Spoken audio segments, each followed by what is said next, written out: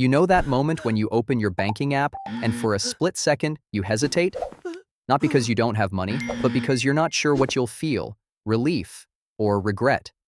You check the balance. It's not zero. In fact, it's higher than it used to be. You're earning more than ever.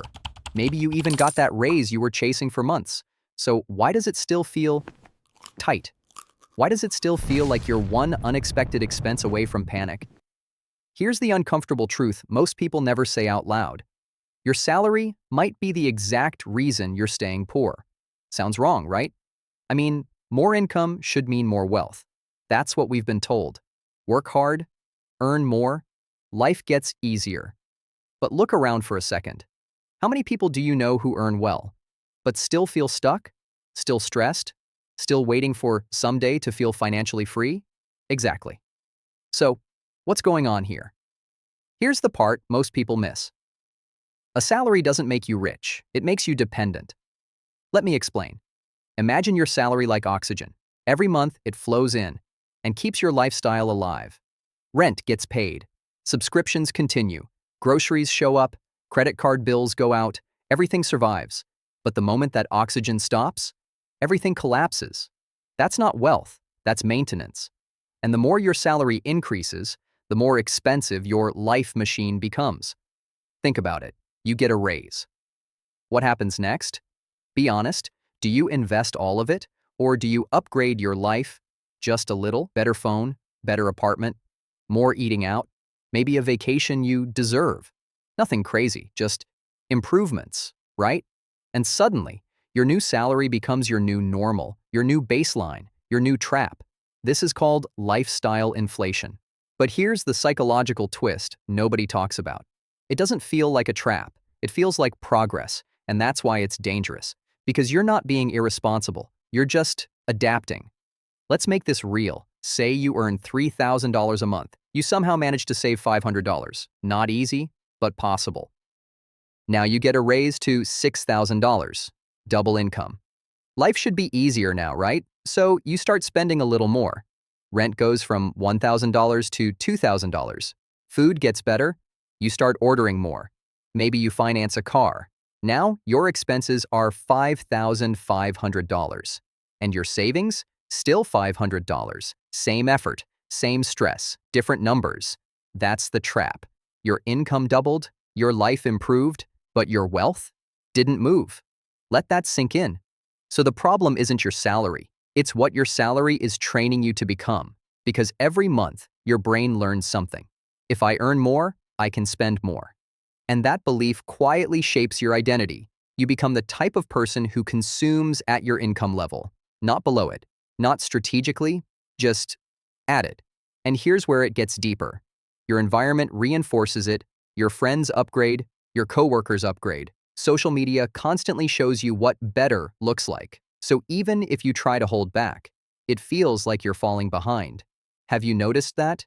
You're not comparing yourself to your past anymore. You're comparing yourself to everyone else's present, and that's a game you can't win. Because there's always someone earning more, spending more, living better, so you run faster, work harder, chase the next raise. But here's the uncomfortable question. What if the finish line keeps moving? What if the system is designed so you never feel like you've arrived? Now let's flip the perspective. What actually makes someone wealthy? Not income. Control. Control over time. Control over decisions. Control over whether they need to work tomorrow. And salary doesn't give you that. Assets do. Things that make money, even when you don't. But here's the catch. To build assets, you need one thing: space, financial breathing room. And most people never create it because every extra dollar gets absorbed into lifestyle, gone, invisible. So they stay stuck in this loop, earn to spend to reset, year after year. Now here's a simple question. If you stopped working today, how long could you survive? A month? 3 months? That answer right there is your real financial position, not your salary, not your job title, not your income, just time. And for most people, it's shockingly short, which means they're not free. They're just well paid. Now here's where things get interesting, because escaping this isn't about extreme sacrifice. It's about a shift, a small, almost invisible shift. Instead of asking, what can I afford? Start asking, what is this costing my future? That one question changes everything. Because suddenly, spending isn't just spending, it's a trade. You're trading future freedom for present comfort. And sometimes, that trade is worth it. But most of the time, it's automatic, unconscious. Let's break it down. You spend $100 on something impulsive. No big deal, right? But what if that $100 was invested? Let's say it grows at 10% annually. In 20 years, that's roughly $670. One small decision, 7 times impact. Now, multiply that by every small expense you don't think about. Food delivery, subscriptions, impulse buys. It adds up fast. This is opportunity cost. And once you see it, you can't unsee it. Every purchase becomes a question. Is this worth my future? Not, can I afford it, but is it worth it? That's a different game. Now let's talk about the biggest mistake people make. And this one keeps them stuck for decades. They focus on earning more before learning how to manage what they already have. Sounds logical, right? More income equals more savings. But you've already seen that's not how it works. If you can't manage $3,000, you won't magically manage $10,000. You'll just have bigger problems, more expensive mistakes, more pressure, because your habits scale with your income, not your intentions. So the real leverage point isn't your salary, it's your behavior, your systems, your identity. You need to become the type of person who doesn't need to spend everything they earn, who sees money as a tool, not a reward, who understands that comfort today can cost freedom tomorrow. And here's the good news. This shift doesn't require a huge sacrifice. It starts small, painfully small. You don't need to save 50%. Start with 10%.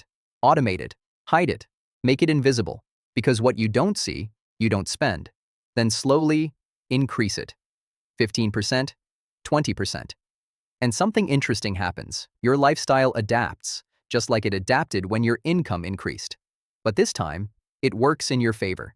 You start feeling less dependent, less anxious, more in control. That's momentum, and momentum is powerful because once you see progress, you want more of it. You start learning about investing. You start thinking long-term.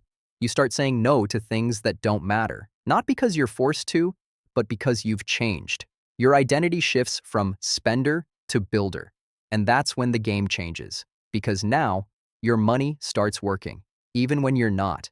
Even when you're sleeping. Even when you're on vacation.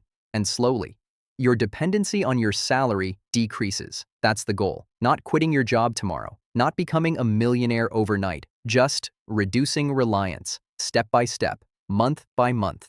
Until one day, your salary becomes optional, not your lifeline. Now imagine that version of you, waking up without financial stress, making decisions without fear, choosing work instead of needing it. That's real wealth.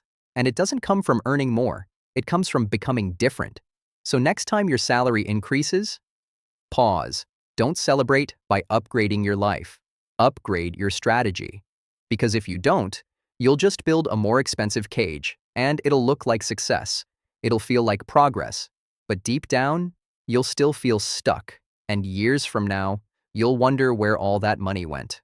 Or, you can make a different choice, right now, and become the type of person who doesn't just earn money, but keeps it, grows it, and uses it to buy back their freedom. Because in the end, it's not about how much you make, it's about how much control you have, and that changes everything.